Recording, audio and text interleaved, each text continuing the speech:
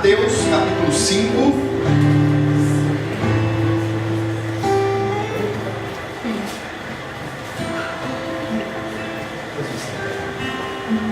Mateus capítulo 5, versículo do 1 ao 12. Mateus capítulo 5, versículo do 1 ao 12. Nós estamos iniciando hoje uma série de mensagens que nós vamos estudar nos próximos domingos. O Sermão da Montanha, as pregações que Jesus pregou no monte. E a primeira delas é as bem-aventuranças, que é a leitura desse domingo. Mateus capítulo 5, versículo de 1 a 12.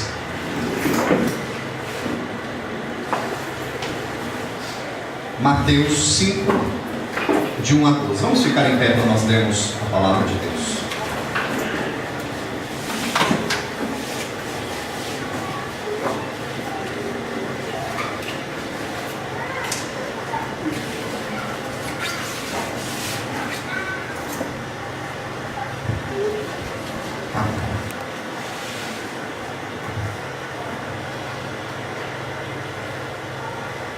Vendo as multidões, Jesus subiu ao monte e se assentou. Seus discípulos aproximaram-se dele e ele começou a ensiná-los, dizendo: Bem-aventurados os pobres em espírito, pois deles é o reino dos céus. Bem-aventurados os que choram, pois serão consolados. Bem-aventurados os humildes, pois eles receberão a terra por herança. Bem-aventurados os que têm fome e sede de justiça, pois serão satisfeitos. Bem-aventurados os misericordiosos, pois obterão misericórdia. Bem-aventurados os puros de coração, pois verão a Deus. Bem-aventurados os pacificadores, pois serão chamados filhos de Deus. Bem-aventurados os perseguidos por causa da justiça, pois deles é o reino dos céus. Bem-aventurados serão vocês, quando por minha causa os insultarem, os perseguirem e levantarem todo tipo de calúnia contra vocês. Alegrem-se e regozijem-se, porque grande é a sua recompensa nos céus, pois da mesma forma perseguiram os profetas que viveram antes de vocês. O Evangelho do Senhor. Louvado sejas, ó Cristo. O Evangelho do Senhor. Louvado seja ó Cristo. Amém. Vamos nos assentar.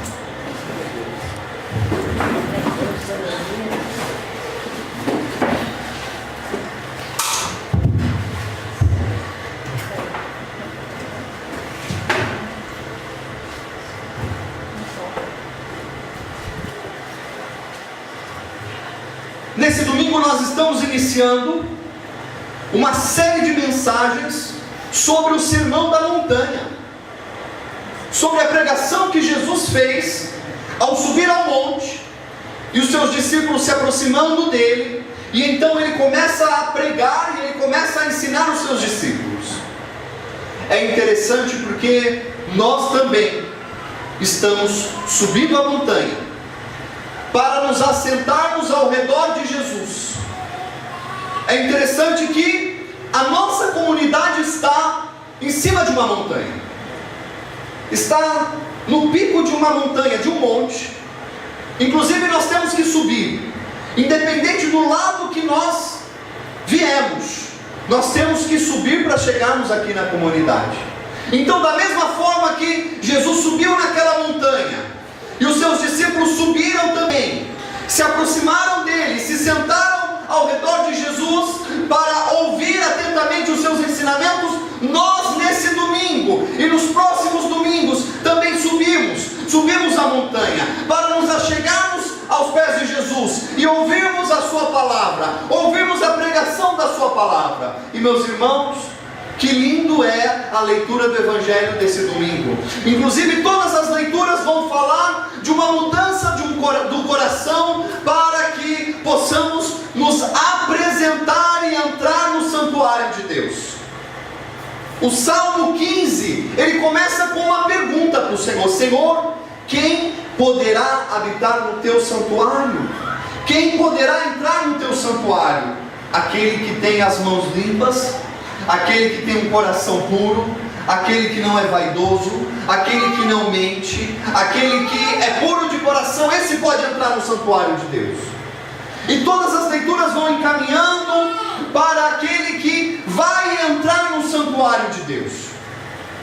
E as bem-aventuranças, elas são maravilhosas, e é isso que nós vamos meditar nos próximos minutos, nessa pregação de Jesus, conhecida como as bem-aventuranças.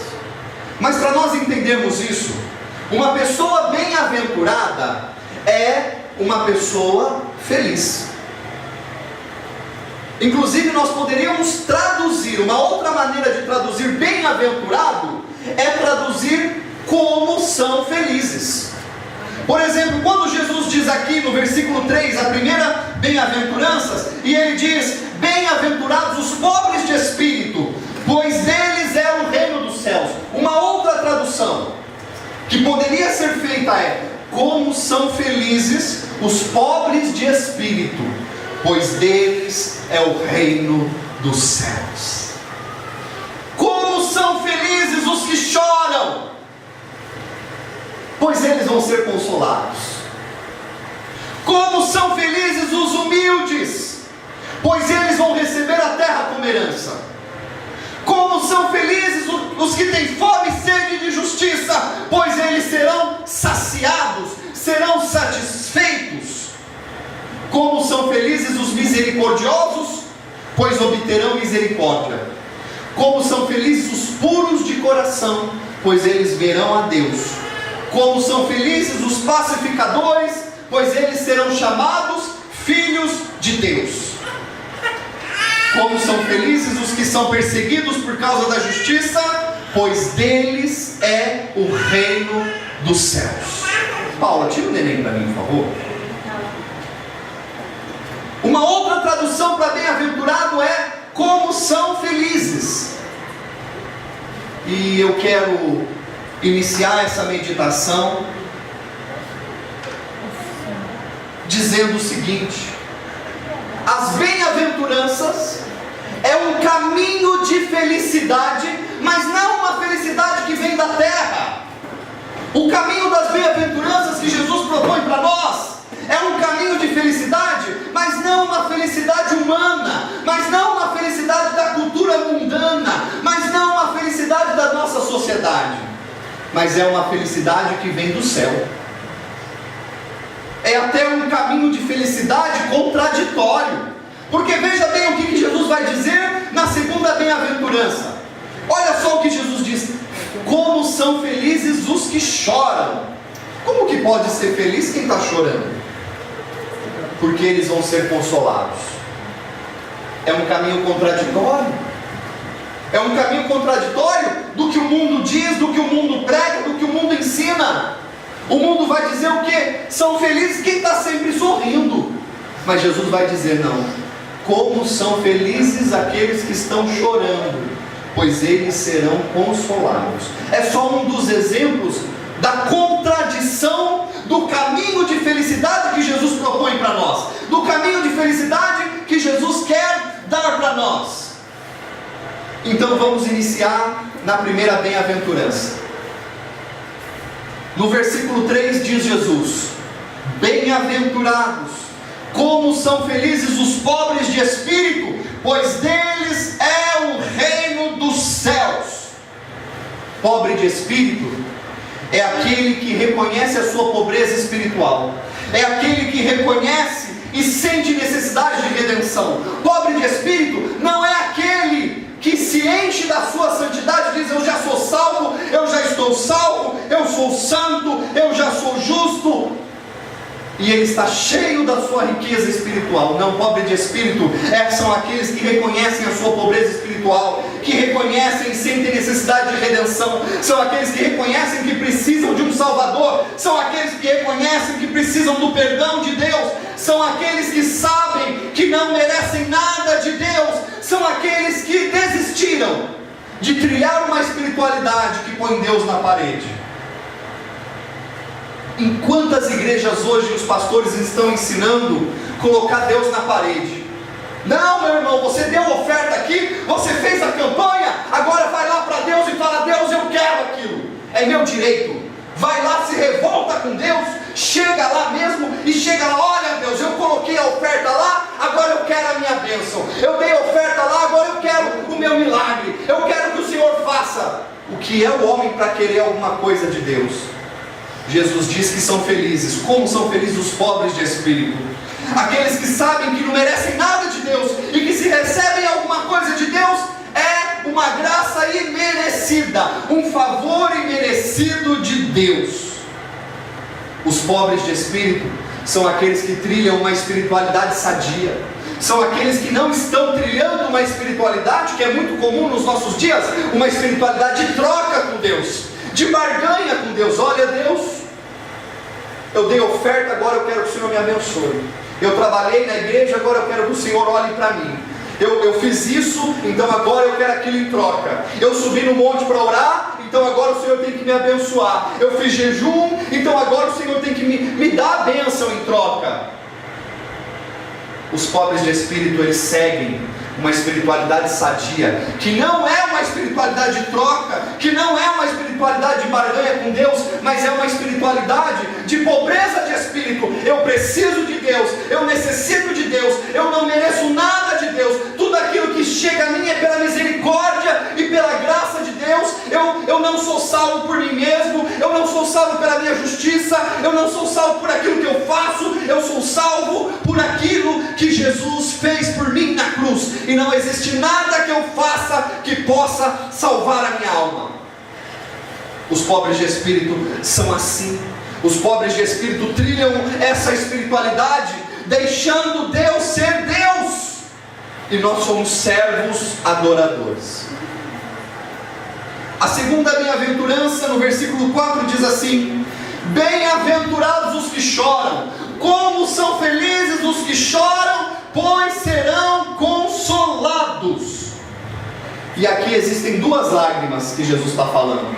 A primeira lágrima, o primeiro choro, é o choro pelo pecado, porque aqueles que são pobres de espírito, eles reconhecem que são pecadores, e então, convencidos pelo Espírito Santo, pelo arrependimento gerado pelo Espírito Santo, eles sabem que os pecados deles levaram Jesus Cristo à cruz, e então arrependidos eles choram pelo pecado, eles vão às lágrimas pelo pecado, eles querem abandonar os pecados, eles clamam aos céus pela misericórdia e pelo perdão dos pecados. Os que choram serão consolados.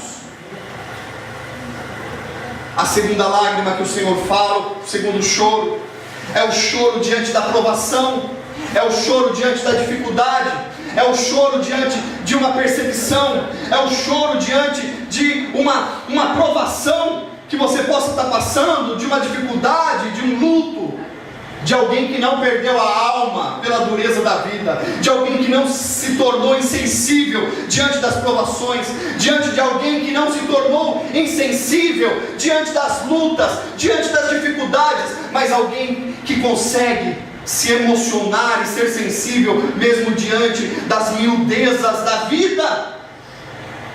Como são felizes os que choram, como são felizes aqueles que choram pelos seus pecados, como são felizes aqueles que choram numa provação, numa dificuldade, num luto, pois eles serão consolados.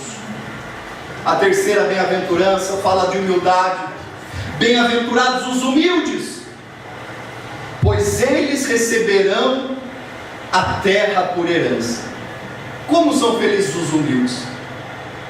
Meu querido, eu preciso te dizer algo, que os lugares mais perigosos da igreja são os lugares mais altos. Quanto mais alto o palco da igreja, mais perigoso ele é. Quanto maior o palco da igreja, mais alto ele é. E aqui eu preciso corrigir algo. Isso aqui, esse degrauzinho, não é o altar. Quem disse que esse degrau é um altar? Isso aqui é um palco, tablado, seja lá o nome que você queira dar. Aí tem igreja que chama isso aqui de altar. Aí quem vai subir aqui tem que tirar até o sapato. Não, porque você não pode subir no altar com sapato. Meu irmão, isso aqui é um altar. A mesa da comunhão é um altar. Isso aqui é um palco. Eu vou subir no altar. Não, você vai subir no palco, no tablado, no degrauzinho, seja lá o nome que você queira dar. Quanto maior é o palco da igreja, quanto mais alto o palco da igreja, mais perigoso. Quanto mais altos os lugares da igreja, são lugares mais perigosos, para inflar o ego, para encher de vaidade, para derrubar ministros. Nós estamos vivendo hoje na era da ostentação, na era da visibilidade. Eu tenho que ser visível, eu tenho que me mostrar, eu tenho que ser visto, tem que me ver.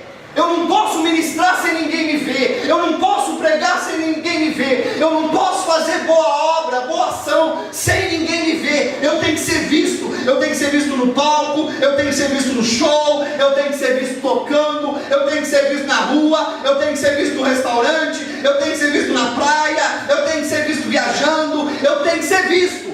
Eu tenho que ostentar para os outros aonde eu estou, para onde eu vou, como eu me visto, que carro que eu ando, porque daí então eu vou ser feliz. Eu tenho que ostentar, eu tenho que ser visível, eu tenho que mostrar para o outro. Ser humilde, Jesus está errado. Porque ser humilde é ser feliz, Jesus. O negócio é ser visível. Humilde é invisível, o negócio é ser visível. Ser visível traz felicidade. Ser visível, os outros vão curtir minha foto, os outros vão saber que eu estou viajando, os outros vão saber onde eu estou, os outros vão saber como eu sou feliz, os outros vão saber como eu tenho amigos felizes, como minha vida é perfeita, meu marido é perfeito, minha filha é perfeita, eu mesmo sem dinheiro no banco, olha como minha vida é perfeita, como eu viajo, como eu ando. É a cultura da ostentação, da visibilidade, em que não há lugar para os invisíveis. Os invisíveis são inexistentes. Os invisíveis não existem. Aqueles que não são vistos não existem, não tem valor, não são felizes. Quem não se mostra não é feliz. Mas Jesus vai dizer: como são felizes os humildes. Os humildes, os invisíveis, os que não fazem nada para serem vistos, os que não querem subir nos palcos mais altos, nos lugares mais altos da igreja. Não, os humildes. Como são felizes os humildes? Pois eles receberão a terra por herança. No versículo 6 Jesus fala: bem-aventurados os que têm fome e sede de justiça, pois eles serão satisfeitos. A primeira fome e a primeira sede de justiça que nós devemos ter é a fome e sede de justiça da nossa própria vida. É a fome e sede de ser justo, é a fome e sede de ser santo, é a fome e sede de ser melhor. Nós seremos saciados. É reconhecer a própria indignidade, é reconhecer a própria incapacidade, que leva o nosso coração a ter fome e sede de justiça. A primeira fome e sede de justiça que nós devemos ter é a do nosso coração ser justo. Porque, querido, nós falamos tanto de corrupção, os políticos e governantes da nossa nação são tão corruptos. Nós dizemos: só tem político corrupto, só tem político ladrão. Mas deixa eu dizer uma coisa: os políticos saíram do meio do povo, saíram do meio da nação. Se a nação é corrupta, os políticos vão ser corruptos. Se a nação é justa, os políticos vão ser justos. Sabe o que está acontecendo? Eles representam o povo que é corrupto. Nós somos corruptos, por isso que está cheio de corruptos lá. Por isso a primeira fome e sede de justiça que nós devemos ter é a fome e sede de justiça, de mudar a nós mesmos. Porque se mudamos a nós mesmos, vamos mudar a nação. Porque se somos mais justos, a nação vai ser mais justa. que se nos tornarmos um povo mais santo, a nação vai ser santa, e os governantes que vão chegar lá vão clamar e gritar santidade ao Senhor. Como são felizes os que têm fome e sede de justiça, pois eles serão satisfeitos. Na próxima bem-aventurança, Jesus diz: bem-aventurados os misericordiosos, pois eles obterão misericórdia. Na oração do Pai Nosso, o que nós oramos? Perdoe as nossas dívidas, assim como nós perdoamos os nossos devedores. A outra versão diz, né? Perdoe as nossas ofensas, assim como nós perdoamos a quem nos tem, que não tem ofendido. Ou seja, perdoa, Senhor, a mim, assim como eu perdoo. Sabe o que quer dizer? Se você não perdoa, você não é perdoado. Você já parou para pensar o que você pede na oração do Pai Nosso? Perdoa as minhas ofensas, assim como eu perdoo o meu ofensor, a quem me tem ofendido. Jesus está dizendo o seguinte: como são felizes os misericordiosos, pois eles obterão misericórdia. Em outras palavras, Jesus está dizendo: aquele que perdoa vai ser perdoado, aquele que não guarda rancor vai ser perdoado, aquele que tem misericórdia vai receber misericórdia. Como são felizes os misericordiosos, pois eles obterão misericórdia. Aquele que perdoa é perdoado, mas aquele que não perdoa, pastor, eu não quero perdoar, eu não consigo perdoar. Você não é perdoado. Mas eu posso ficar sem perdoar? Pode, mas tenha uma certeza: você também não é perdoado por Deus.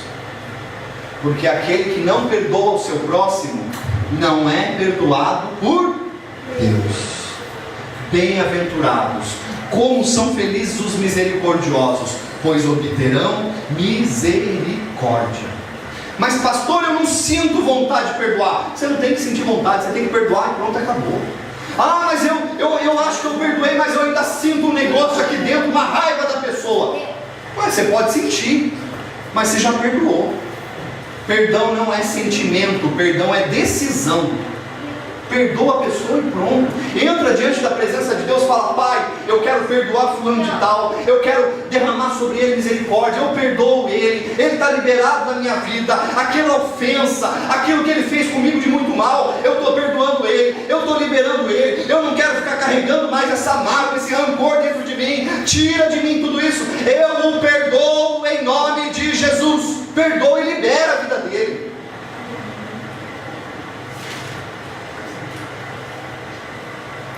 A próxima bem-aventurança, Jesus diz: como são felizes os puros de coração, pois verão a Deus.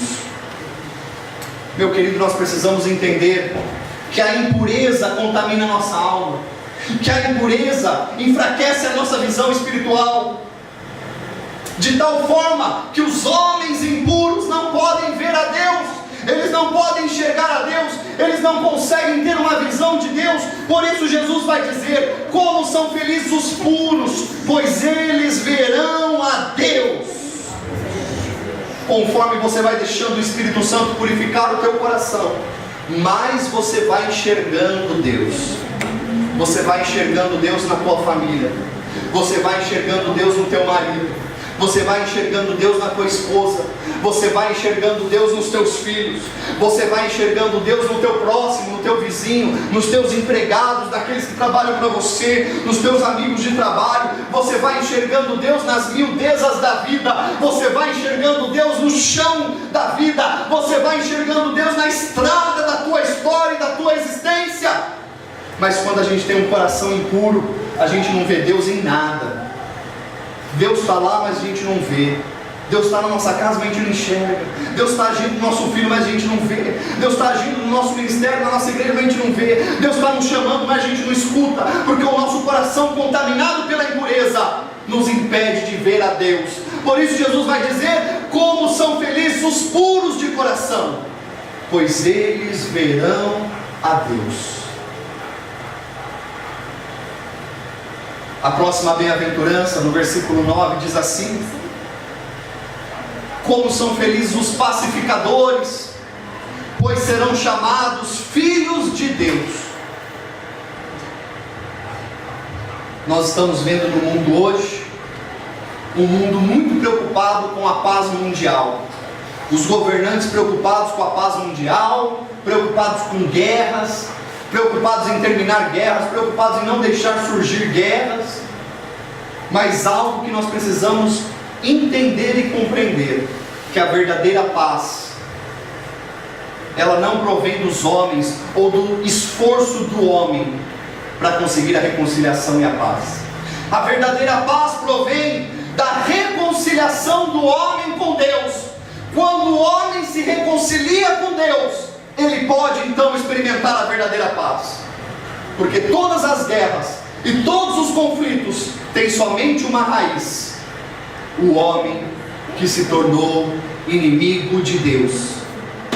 Lá no Éden, o homem declarou inimizade com Deus. Lá no Éden, o homem perdeu a sua paz. Lá no Éden, começaram os conflitos, as guerras, os assassinatos e a morte, porque o homem se tornou inimigo de Deus. Portanto, a verdadeira paz, a paz individual, a paz mundial, provém da reconciliação do homem com Deus. Não pode haver paz mundial se o homem não se reconciliar com Deus.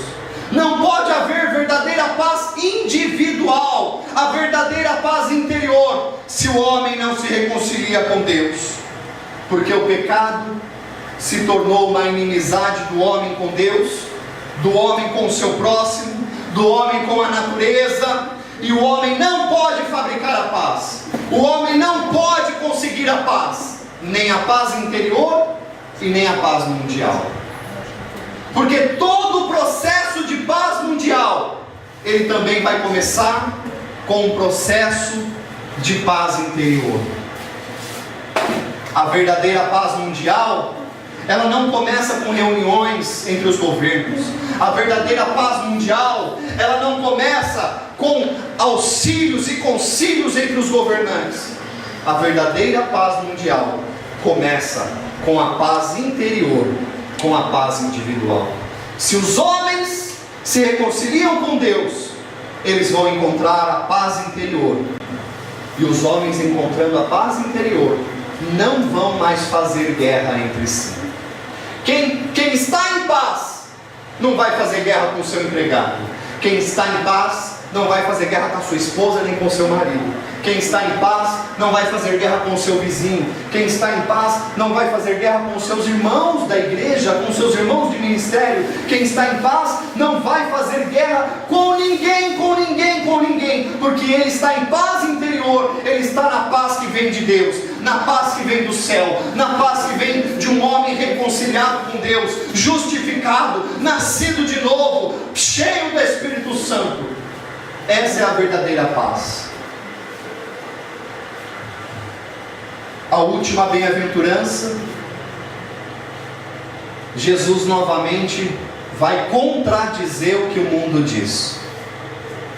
Inclusive, nós estamos vivendo numa geração em que há uma ditadura de ser politicamente correto. Você tem que ser politicamente correto com todo mundo. Você não pode falar a verdade para ninguém, porque se você falar a verdade, você vai ofender. Então você não pode falar a verdade para o seu filho, porque senão você vai ofender o seu filho. Você não pode nem corrigir ele, porque senão, coitado, ele vai crescer traumatizado. Eu perdi as contas de quantas vezes minha mãe me deu chineladas, apanhei, tomei surra aqui, e não estou traumatizado. Hoje eu dou graças a Deus porque eu apanhei. Dou graças a Deus que minha mãe me deu a surra quando eu precisava, que ela me deu as chineladas, que ela me deu aquelas surras que eu chorei muito, mas não sou traumatizado. Mas hoje, todo mundo tem que ser politicamente correto. O chefe não pode chamar a atenção dos empregados. Não pode chamar a atenção, porque senão vai magoar os empregados. Você não pode corrigir ninguém, porque senão você vai ofender. Tem que ser politicamente correto, porque todo mundo tem que gostar de você. Porque se alguém não gostar de você, você não vai ser feliz. Não é assim que a sociedade prega hoje, ensina? Então todo mundo tem que gostar de você, todo mundo tem que falar bem de você, porque se alguém falar mal de você, você vai ficar triste, você vai ficar cabisbaixo. Ah, se alguém te persegue, te calunia, então fala mal de você, da sua família, das suas coisas, da sua igreja, da sua comunidade, do seu ministério, seu mundo desaba. Então eu tenho que ser feliz, eu tenho que ser politicamente correto, todo mundo tem que gostar de mim, é uma ditadura, você tem que agradar todo mundo. Meu querido, entenda, se Jesus sendo Deus não agradou todo mundo, saia desse sistema diabólico que te aprisiona de você querer agradar todo mundo. É impossível. Até hoje, 2000 anos depois, Jesus já morreu, nos salvou, ressuscitou. Até hoje Ele não agrada todo mundo. Até hoje tem gente que persegue Jesus. Até hoje tem gente que quer acabar com as palavras de Jesus, que quer calar a voz dele, que quer parar a obra dele. Até hoje. Quanto mais você. Então vamos ler a última bem-aventurança. Versículo 10 e versículo 11. Como são felizes os perseguidos por causa da justiça, pois deles é o reino dos céus. Vou repetir.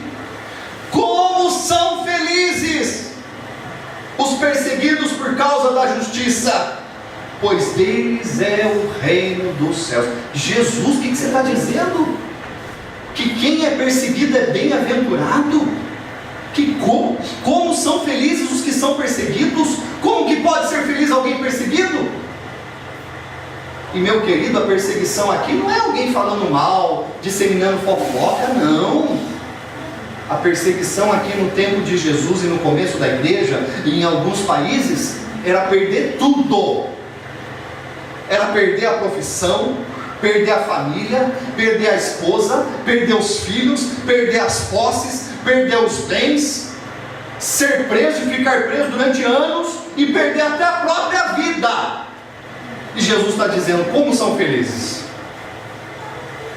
Sabe, querido, mais uma vez, lendo o Evangelho com cuidado, a gente percebe que a proposta de Jesus não é uma proposta de felicidade terrena, não é uma proposta de um caminho sem sofrimento, não é aquela proposta que a gente ouve em alguns púlpitos de algumas igrejas: venha para Jesus e pare de sofrer. Jesus não esconde de ninguém. Jesus fala: vocês vão me seguir, vocês vão ser perseguidos, mas como serão felizes vocês quando forem perseguidos por causa da justiça, porque de vocês será o reino dos céus. Vocês podem perder tudo na terra, mas tem um reino esperando para vocês nos céus. Existe uma recompensa para vocês nos céus. Vocês podem ser humildes, invisíveis, todo mundo dá risada de vocês, criam chacotas de vocês e do pastor de vocês, mas como serão felizes vocês, porque de vocês será o reino dos céus. No versículo 11 de Jesus: como vocês serão felizes quando por minha causa os insultarem, os perseguirem e levantarem todo tipo de calúnia contra vocês. Alegrem-se, alegrem-se e regozijem-se, porque grande é a sua recompensa nos céus. Aleluia. Meu irmão, você já parou para pensar? Qual recompensa você prefere? Uma recompensa terrena? A vida nossa aqui passa muito rápido, meu irmão. 70 anos, 80 anos.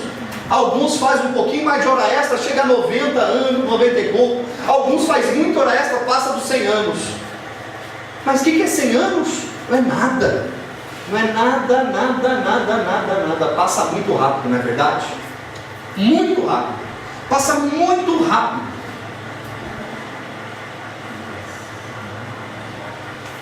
A nossa vida passa muito rápido.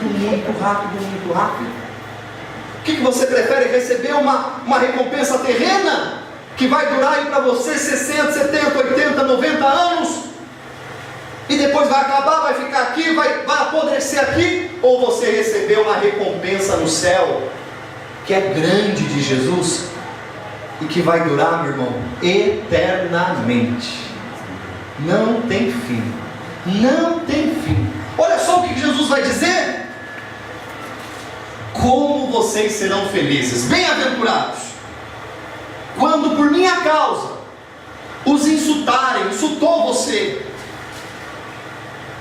os perseguirem e levantarem todo tipo de calúnia contra vocês. Alegrem-se e regozijem-se. Está sendo perseguido? Se alegra e se regozija. Está sendo caluniado? Se alegra e se regozija. Está sendo insultado por causa do Senhor? Se alegra e se regozija, meu irmão, porque grande é a sua recompensa nos céus. Pois da mesma forma perseguiram os profetas que viveram antes de vocês. Felizes os que são perseguidos. Aleluia. Por isso, meu irmão, Jesus está dando o caminho da felicidade para mim e para você, que não é o caminho do mundo. O caminho do mundo diz que você vai ser feliz se ninguém te perseguir. Se você agradar todo mundo, você vai ser feliz. Impossível. E por que nós somos felizes? Primeira bem-aventurança, porque deles é o reino dos céus. Nós somos felizes porque nós seremos consolados. Nós somos felizes porque nós receberemos a terra por herança. Nós somos felizes porque nós seremos saciados. Nós somos felizes porque obteremos misericórdia. Nós somos felizes porque nós veremos a Deus. Nós somos felizes porque seremos chamados filhos de Deus. E nós somos felizes porque receberemos uma grande recompensa nos céus. Aleluia. Amém? Eu quero convidar você a, quando você chegar na sua casa hoje, depois do almoço, hoje à noite, pegue o Evangelho de Mateus, essa leitura de hoje, até marca aí na sua Bíblia, e medita nela de novo, nas 8 bem-aventuranças. E veja na sua vida como você tem sido. Veja se você tem sido pobre de espírito. Veja se você tem sido sensível e chorado. Se você tem sido humilde. Se você tem tido fome e sede de justiça, primeiro para você e depois para a sociedade. Se você tem sido misericordioso com os outros. Se você tem sido puro de coração. Se você tem sido pacificador, aquele que promove a paz. Se você não tem se calado e por isso tem sido perseguido, como vocês serão felizes se praticarem essas coisas, diz Jesus. Você quer ser feliz? Pratique essas coisas. Você quer ser verdadeiramente feliz? Observe essas coisas. Para você ter uma ideia, nos Estados Unidos, nas universidades, eles estão agora estudando o efeito das redes sociais na sociedade. E sabe uma das coisas que eles já definiram para quem usa muito o Facebook? Que a maioria das pessoas que usa muito o Facebook se tornam insatisfeitas com a sua vida. Um pesquisador, psicólogo dos Estados Unidos fez essa pesquisa numa universidade. Por quê? Porque começa a se comparar com o outro.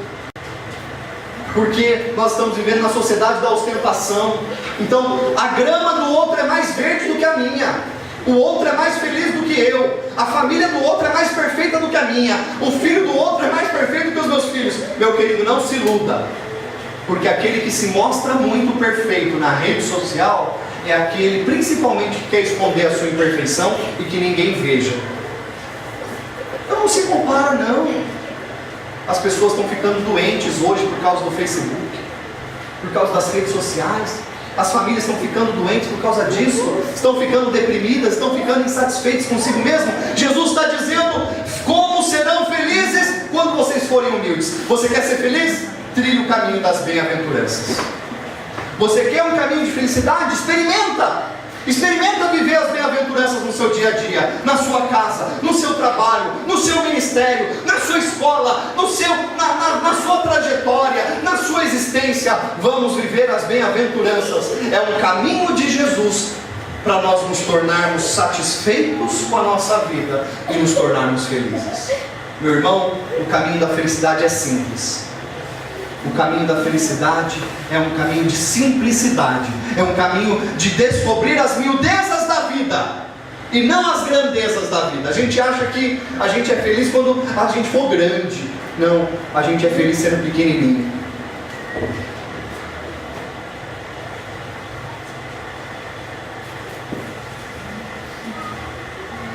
Eu nunca tinha ido em restaurante chique. Sabe esse restaurante chique que você tem que comer com garfo e faca? Eu tinha mais ou menos, sei lá quantos anos, 14 anos, 13 anos. Eu fui comer num restaurante chique. Meu tio me levou. Aí cheguei lá, cheio daqueles talheres, sabe, aquelas coiseiras lá, cheio de prato. Eu não sabia nem para que servia os pratos. Tinha um monte de copo também, um copo para cada coisa. Eu não sabia para que era. Eu morrendo de vergonha, né? Sempre acostumado a pegar carne na mão, né? Pega o frango na mão, come, depois você lambe os dedos, né? Chupa os ossinhos. E fui lá com meu tio almoçar no restaurante chique, morrendo de vergonha. Eu não conseguia cortar a carne com garfo e faca. Ninguém pôde me ajudar naquele dia, coitado de mim. Eu só sei que eu devo ter ficado vermelho do começo do almoço até o final. Eu não conseguia nem comer direito, porque eu ficava com vergonha, não sabia cortar aquela carne. Eu lembrei dessa história, sabe por quê? A felicidade está na simplicidade. Como é gostosinho de ser simples. A gente cai na ilusão de ser grande.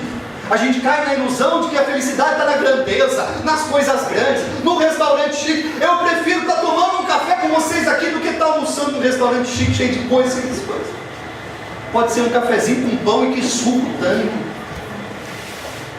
Mas ali está a verdadeira felicidade. A felicidade não está nos palcos, nas grandezas, na iluminação, nas coisas grandes. A verdadeira felicidade está escondida nas miudezas da vida. Não se iluda. É isso que Jesus está nos ensinando. Não é o orgulhoso que é feliz, é o humilde. Não é o rico de espírito, da sua espiritualidade, mas é o pobre de espírito. Esse que é feliz. Quem é feliz é quem é pequeno. Quem é feliz é quem não perdeu a pequenez da infância. Quem não perdeu a simplicidade das coisas da infância. A simplicidade da vida.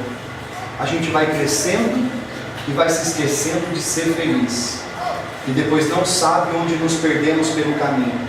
Você quer voltar? Siga as bem-aventuranças. Siga as bem-aventuranças. Vamos viver as bem-aventuranças nesse ano. Faça um propósito diante de Deus hoje. Eu vou sair da capela hoje, da comunidade família, com o propósito de viver as bem-aventuranças nesse ano. Você puro de coração, você pobre de espírito, você humilde, você pequeno, e vou experimentar como serão felizes, como Jesus disse. Bem-aventurados, bem-aventurados. Eu sei que vai na contramão do mundo, mas meu querido, se não te avisaram ainda, ser cristão é ir na contramão do mundo, é ir na contramão da sociedade. Ah, mas pastor, tem um monte de cristão aí querendo ser grande, se engrandecer a si mesmo. Mas ser cristão verdadeiro é ir na contramão até do falso cristianismo, das pregações falsas, do falso evangelho que está sendo ensinado na igreja hoje. Você não é obrigado a postar foto aonde você está. Você não é obrigado a tirar selfie do restaurante que você foi. Você não é obrigado a postar a foto que você está na praia. Você não é obrigado a postar a foto da tua viagem. Você não é obrigado a tirar uma foto dentro do avião para mostrar que você está andando de avião. Você não é obrigado a mostrar nada para ninguém. Você é quem você é no chão da vida, não na tela de um computador. Nossa sociedade está doente. Eu vou confessar um negócio para vocês. Eu estou relutando para excluir o meu Facebook. Eu só não excluo porque de vez em quando eu recebo mensagens lá que diz: pastor, as coisas que você posta aí têm edificado a minha vida. Tem um rapaz que mora lá em São Paulo, da igreja anglicana, de uma igreja anglicana que não é a nossa, mas de outra igreja anglicana lá em São Paulo, porque onde ele está morando não tem igreja anglicana da nossa, tem de outra, ele vai lá. Mas vira e mexe com o pastor, ele fala comigo: pastor, as coisas que o senhor escreve aí edificam a minha vida.